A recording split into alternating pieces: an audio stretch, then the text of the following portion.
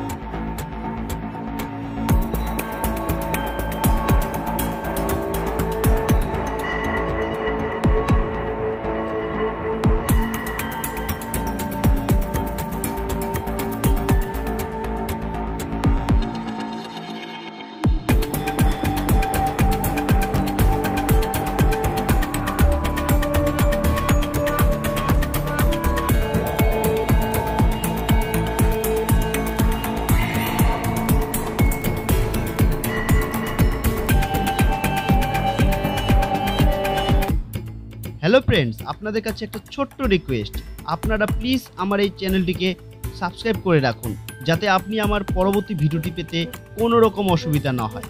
আর হ্যাঁ, আপনারা অবশ্যই জানান আপনি কোন বিধানসভার অন্তর্গত এবং কোন দলকে সাপোর্ট করেন, জানান আমার কমেন্ট বক্সে।